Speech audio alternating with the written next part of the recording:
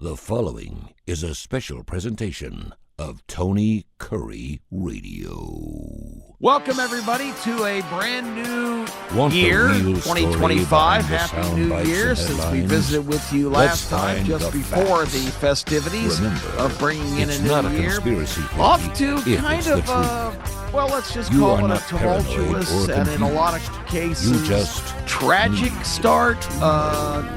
disappointing start with the incident that happened at 3:15 in the morning, just 3 hours into the brand new year in 2025, last Wednesday morning, January 1st, 2025. And of course, I'm speaking of the horrific incident that took place in New Orleans on Bourbon Street in the area of Canal Street.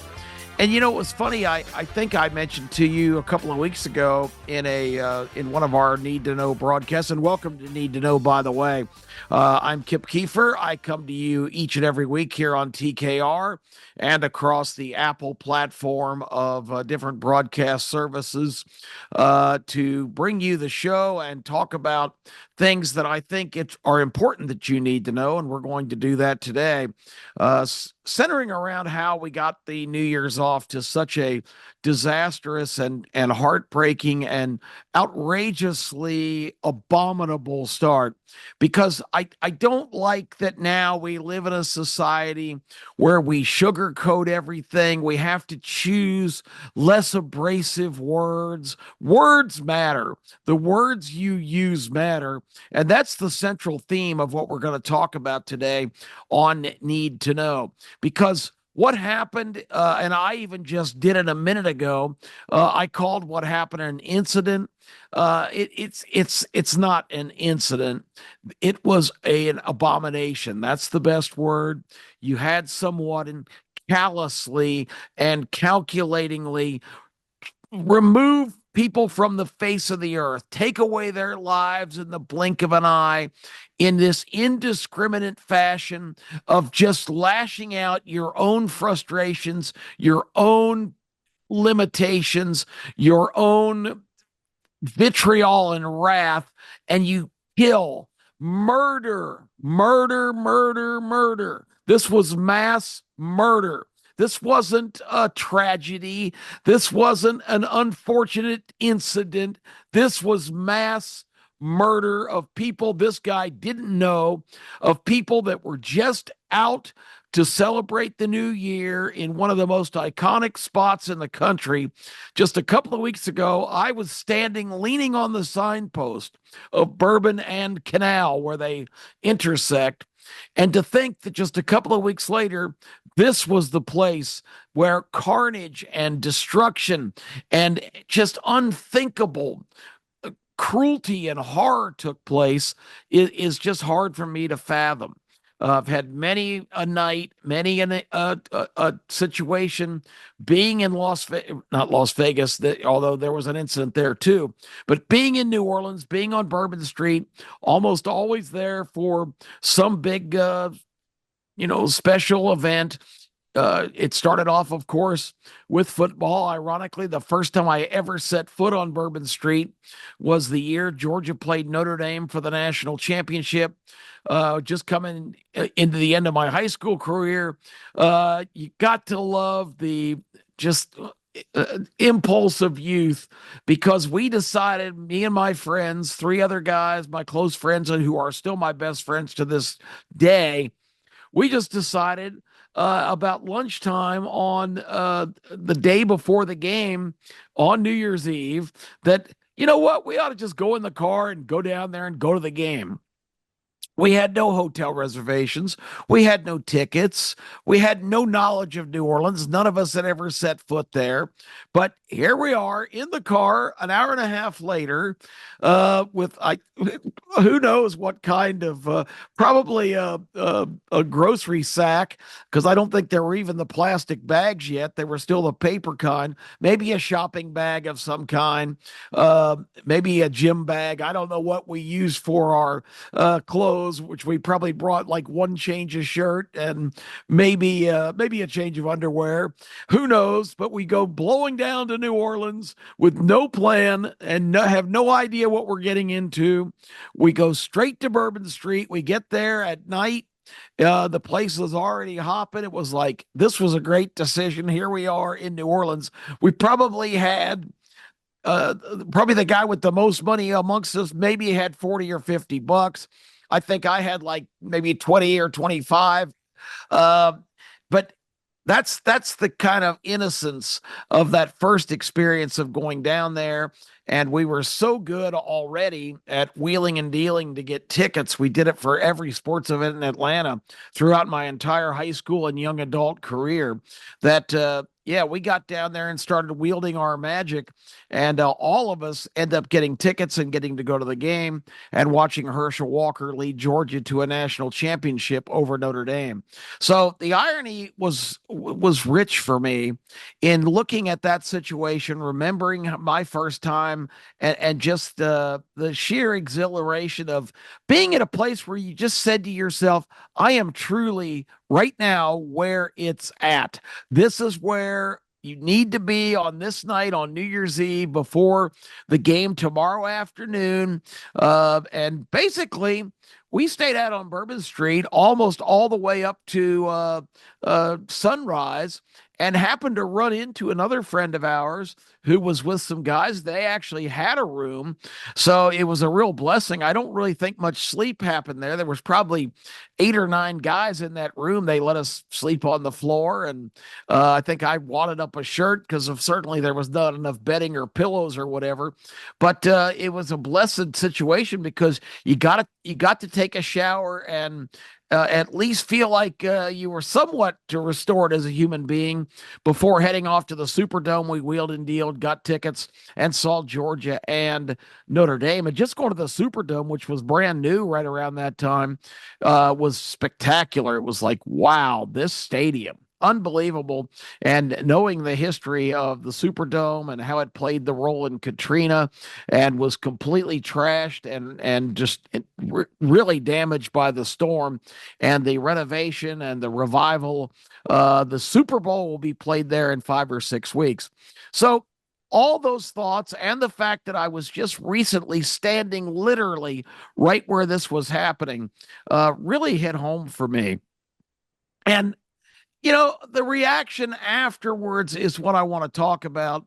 I mean, there's no accounting for this individual who was an American-born citizen, who served in the U.S. military, who was retained with military connections in these recent years, doing advisory work and consulting or whatever. We never know what really goes on in the background of this kind of military community where contractors will come up with deals for guys that have gone ahead and ended their service. And it's amazing to me to learn that Jabbar, the murderer in this particular situation, still had active security clearance because of his involvement with whatever military contractor.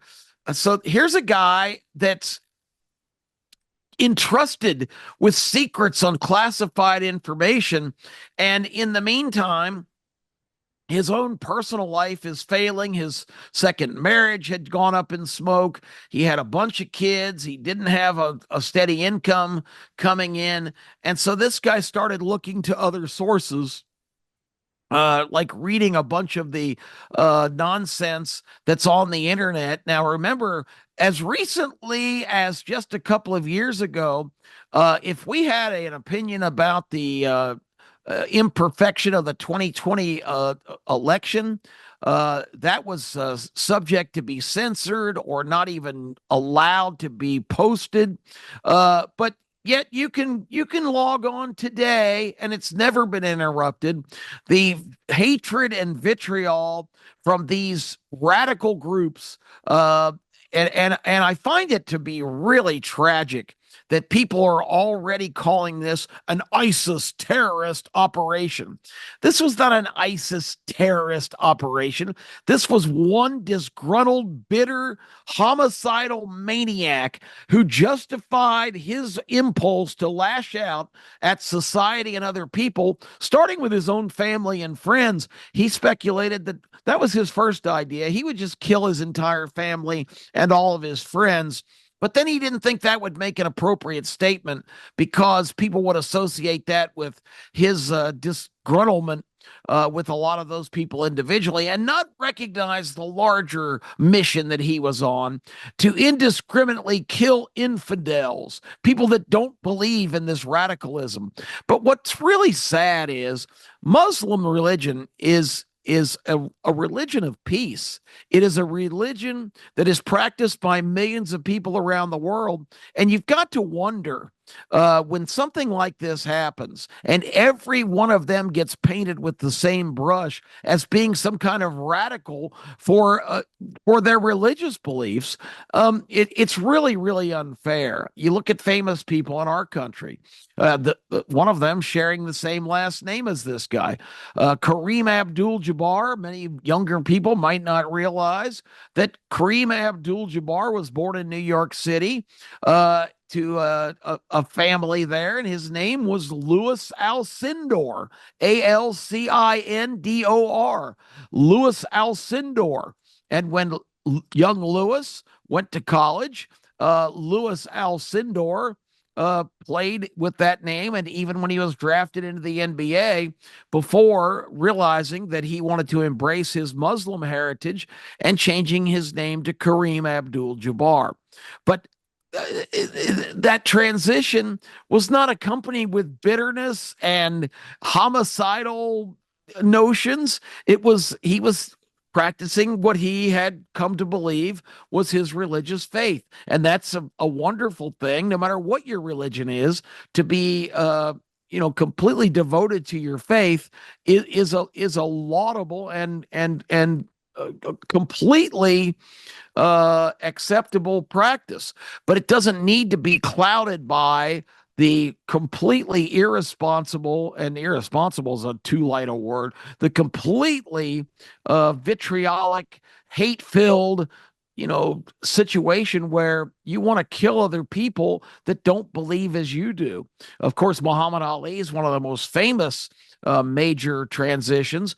Cassius Clay from Louisville, Kentucky, he too adopted his Muslim faith, and was actually in the early years kind of abused by the leaders of the Muslim religion in America, trying to exploit him and his fame for as much money and headlines as they could get. He became disgruntled with all of that and kind of rededicated himself a second time and professed that he was not going to be affiliated with any particular branch or any kind of remotely radical situation. He found inner peace and strength by simply embracing the tenets of Islamic teachings. And, so there's so many people like that. I saw an interview with this really impressive gentleman last night who's starting a huge movement of interfaith origins, trying to get everybody from lots of different religions and backgrounds and ethnicities and whatever else on board for a common purpose, that no matter what your faith or what your beliefs, that the one thing that the greatest thing we have in common is being Americans, because America was conceptualized to give everybody this kind of religious liberty. And because I'm a different religion than you, or I look different than you, or I have preferences of who I love different than you, that doesn't mean we don't have the greatest common bond possible. That's being Americans, where we can all be in that mode, where we can be in lockstep solidarity, and we can be different individually. That's the goal, and that's what needs to be the goal going forward. But what happened after the murderous rampage on that night in New Orleans, the next day, of course, the fallout, actually, that it was the same day as the sun rose and the horror of what happened became clear to everybody in the country. The Sugar Bowl was postponed one day because there was security concerns. Of course, how many times, folks, does it happen that immediately somebody says, well, we saw this suspicious guy and we saw this and we saw that? And there's always, we're going to have to make sure that there's other combatants and other people affiliated with this guy not still running around loose. And they had to go through another whole sweep of the Superdome and make sure it was locked down and ready to go. The game was postponed one day until Thursday. They finally reached a pretty quick conclusion because they even had video footage, because they had found some explosive devices on sidewalks. This guy had gone down there hours earlier and put bombs in coolers. Thankfully, he was a crappy bomb maker because none of them ignited, thank God, and saved some more lives. But it was pretty clear after about 12 hours that Sinsood Din Jabbar was acting alone. And this was, again, not an ISIS operation. This was a homicidal maniac frustrated with his own life and his own failings. And what better way to act out his frustration than to kill as many innocent people by running over them on Bourbon Street, a symbolic place of just, frivolity and fun and celebration. This miserable bastard, I hope he is so deep in the cores of hell right now that he will rot every day for the rest of eternity. So that all being said, the next day, when the Sugar Bowl did roll around, we saw evidence of some of the worst things about our country right now, and it started in the most innocent of ways as the buildup to the game was coming. ABC, ESPN, the parent company Disney, yes, the same Disney that has the happiest places in the world, and all of the fantasy, glorious legacy of so much family entertainment. A company that has inexplicably, in the last 10 or 12 years, completely gone off the deep end and transformed from an entertainment company into a preachy, didactic, sermonizing pain in the ass that wants to tell you how to think, how to live your life, and wants to tell you how evil you are and how terrible and corrupt your country is because everybody doesn't have this line of thinking. And what in the heck, if you're a Disney stockholder, you've got to be going, what in the world are we doing here? They're going back and changing classic movies and putting diverse characters in them. They're espousing characters running around the parks to be these kind of asexual, unidentifiable, homogenous beings, not male or female, playing up all this multi-gender nonsense. And again, whatever somebody wants to identify, whatever somebody wants to be, as long as they don't tread on my turf or interrupt the liberty and freedoms of others, that's fine. Do what you want. That's what America's all about. But when you start to impose with the powerful forces of network television your ridiculous beliefs and your anti-American sentiments, you've just gone too far. So right before the game, a huge part of the story, of course, was what happened the night before in on Bourbon Street. And ABC conveniently cuts to a commercial right when the teams are running on the field. The Notre Dame players coming out carrying the front guys, the captains, the seniors, carrying American flags onto the field while the crowd enthusiastically chanted USA. And then the playing of the national anthem. It just so happened that we were in commercial during all of that time. We saw none of this pushback to say, we're not going to stand for this. This is America. Terrorists are not going to win the day here. And this guy was just a homegrown terrorist, a self identified terrorist, but we're not going to let the actions of this abominable murdering scum completely derail our country and what we're here to celebrate, the freedom and liberty to convene and without fear take in a great event that defines our country. But ESPN, ABC, and the Disney Corporation decide you don't need to see any of this display of defiance and celebration of who we are as a people and a country. If you happen to be on the SEC network, they showed everything. Of course, that's an ESPN property, but on the network where the vast majority of people were watching, you did not see any of that display of America at its finest, where people defiantly chanted USA and celebrated the memory properly of these people that were so unfairly and just to be in the wrong place at the wrong time at that very second while this murderous scumbag runs you over with a vehicle on a pedestrian street blocked off for no traffic.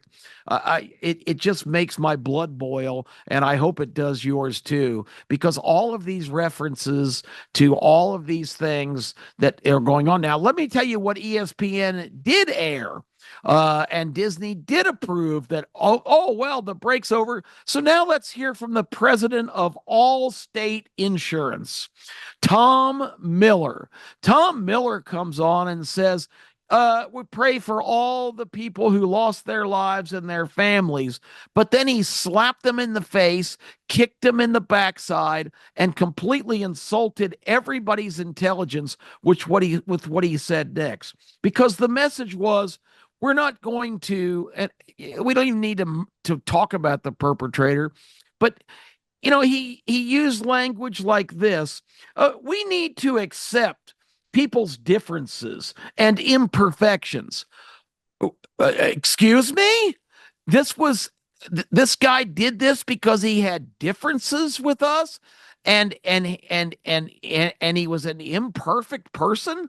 That's why he became a murderer and indiscriminately killed all of these people. And the classic line was, we have to abandon our addiction to divisiveness and negativity. So he's basically saying it's the American people's fault. It's mine and your fault because we're so negative and we are so divisive and we are so dismissive of everybody else. He's basically slapping in the face every American who believes in this country and their own individual liberty and saying, we all just have to get along. This is not a situation where anybody who embraced this guy because he had imperfection. It's not an imperfection to be a murderer, a mass killer. That's not an imperfection. That is an abomination. And we've got to get past this kumbaya if we all would just join hands. I've got an idea. Why don't we all just get a collective, everybody go in and get a frontal lobotomy so we'll not have any thoughts of our own, not have any beliefs of our own, not have any passions of our own. We can all just sit around and stare at each other because we won't have the ability to program our thoughts and emotions like a human being is programmed and designed to do.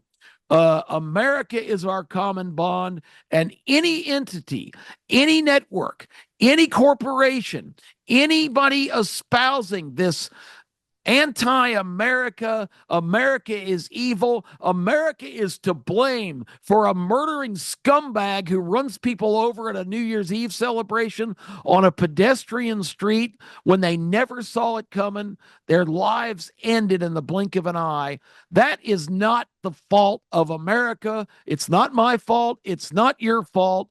And it's certainly not the fault of our country, which is the greatest conception in the history of the world. And that's what I had to say. And I think that's what you desperately need to know. I wonder how Allstate's stock is doing today. I don't imagine very good. You think there was backlash against Bud Light for their kind of tongue-in-cheek gag of putting the transsexual on their beer cans last year? Well, that was Bush League compared to what Tom Miller, the CEO of Allstate, did, telling us that it's our fault as Americans that this happens. And if we were just a little more understanding, everything would be just fine. Have a great week, everybody. Happy New Year once again.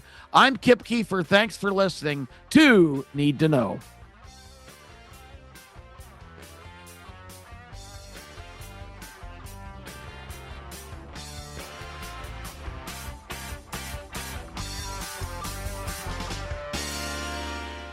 This has been a special presentation of Tony Kurre Radio.